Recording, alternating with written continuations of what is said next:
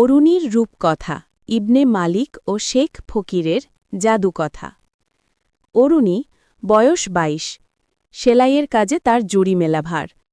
তার ছোট ঘর দোকানটি ছিল শহরের কোণে। সারাদিন সেখানে থাকত সুতো আর কাপড়ের ঘ্রাণ। তার হাতে সুত চললে মনে হতো যেন কাপড় কথা বলছে। একদিন গভীর রাতে, তখন রাত ২টো, মুষলধারে বৃষ্টিতে দরজায় মৃদু ধাক্কা পড়ল।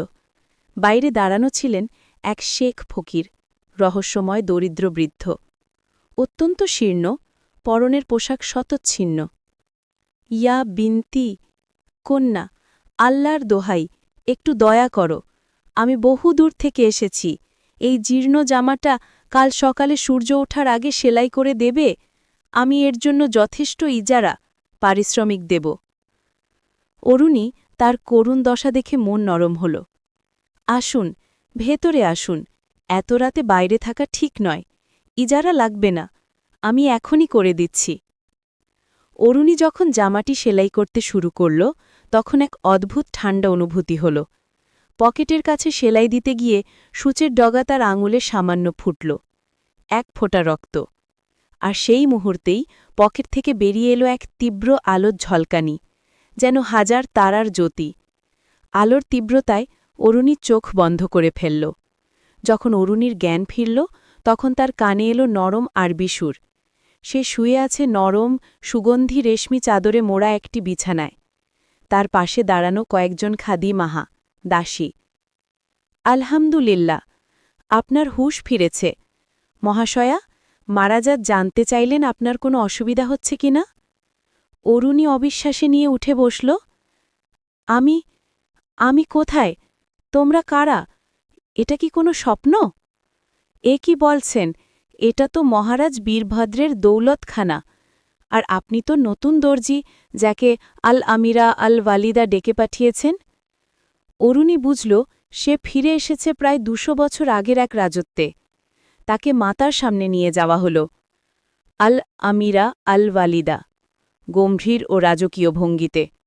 শোনো বৎসে, আমার রাজকন্যার বিয়ের আর বেশি দিন নেই। তোমাকে তার জন্য এমন একটি পোশাক তৈরি করতে হবে যা এই রাজ্যের ইতিহাসে চিরস্মরণীয় হয়ে থাকবে। অরুণী দৃঢ় হল। ইনশাল্লাহ, আল আমিরা, আমি আমার সবটা দিয়ে কাজ করব। অরুণী তার সবটা দিয়ে একটি অপূর্ব লেবাস উল মালিকা, রানীর পোশাক তৈরি করল। একদিন সন্ধ্যায় যখন অরুণী বাগানে বসে নকশা দেখছিল, তখন সেখানে এলেন আমির আনিক, রাজকুমার অনিক। আসসালামু আলাইকুম, দর্জি মহাশয়া, আপনার কাজের তারিফ সবখানে, কিন্তু কেন জানি না, আপনাকে দেখে আমার মনে হচ্ছে আপনি এই প্রাসাদের মানুষ নন। আপনার চোখে এক গভীর বিষণ্ণতা। আমির, আমার শিকড় অনেক দূরে। তাদের কথা চলতে থাকল। আমির আনিক অরুণীর বুদ্ধিমত্তা ও মানবিকতায় মুগ্ধ হলেন। তিনি বুঝলেন অরুণীর ভিতরের গুণই আসল ঐশ্বর্য। একদিন চাঁদনি রাতে আমির আনিক তার ভালোবাসা প্রকাশ করলেন। অরুণীর হাত ধরে, অরুণী, আমার ইশক শুধু আপনার জন্য। আমার কাল্ব আপনাকে রানী হিসাবে মেনে নিয়েছে। আপনি কি আমার হাবিবাতি হয়ে আমার পাশে থাকবেন? অরুণী আবেগ আপ্লুত হয়ে, আমির আনিক, আমি আপনার সঙ্গে থাকতে রাজি। আমার মনে হয় আমরা এক কিতাবুল আজাল, ভাগ্যের কিতাবে লেখা আছি। বিয়ের অনুষ্ঠানের ঠিক আগের রাতে অরুণী এক গভীর ঘুমে আচ্ছন্ন। তার স্বপ্নে সেই শেখ ফকির আবার এলেন। আল ওয়াদা, বিদায়। ইয়া বিনতি, তোমার সফর শেষ হল। তুমি তোমার নিয়তিকে খুঁজে পেয়েছ। বৃদ্ধটি সেই সূঁচটি আলতো করে অরুণীর আঙুলে সেই রক্তপাতের জায়গায় ছুঁইয়ে দিলেন। এক তীব্র ঝাঁকুনি দিয়ে অরুণীর ঘুম ভাঙল। সে দেখল সে তার ছোট্ট দোকানের মেঝেতে শুয়ে আছে। সামনে সেলাই মেশিন, হাতে সেই জীর্ণ পোশাক। সেলাই শেষ। সবই স্বপ্ন? আমির আনিক, তবে কি তুমিও শুধু এক খায়াল? কয়েক সপ্তাহ পর এক বিলাসবহুল গাড়ি এসে থামল অরুণীর দোকানের সামনে। গাড়ি থেকে নামলেন এক অত্যন্ত ধনী, আধুনিক ও সুদর্শন যুবক, হুবহু আমির আনিকের মতো। তার নাম সৈয়দ আনিক শর্মা। আসসালামু আলাইকুম। অরুণী, আপনার হাতের কাজ খুব ভালো শুনেছি, কিন্তু আপনাকে দেখে মনে হচ্ছে আপনি আমাকে অনেক দিন ধরে চেনেন। ওয়ালাইকুম আসসালাম। হ্যাঁ সাইয়েদানিক, আপনার মুখটা আমার হৃদয়ের খুব চেনা। সাইয়েদানিক অরুণীর প্রতি এক অদ্ভুত আকর্ষণ অনুভব করলেন। তিনি বুঝলেন এই দর্জি নারী অন্য 10 জনের মতো নয়। একদিন সাইয়েদানিক তার মনের কথা বললেন।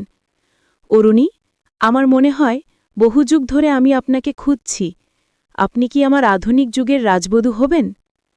আপনি আমার মালিকাতুল কালবি, আমার হৃদয়ের রানী হবেন? হ্যাঁ সাইয়েদানিক, আমি রাজি। আমাদের আল কদার, ভাগ্য একই সুতোয় বাঁধা ছিল, তা অতীত হোক বা বর্তমান। অরুণী হয়ে উঠল আধুনিক যুগের আমিরা। তবে সে তার পুরানো ভালোবাসাকে ভোলেনি। সেলাইয়ের প্রতি তার অনুরাগ দেখে আনিকের দেওয়া বিশাল বাড়িতে একটি আতিলা আল খিয়াতা সেলাইয়ের কর্মশালা তৈরি করল। সে শুরু করল তার ফ্যাশন হাউস আল খাইয়াত আল আসরিয়া, আধুনিক দর্জি।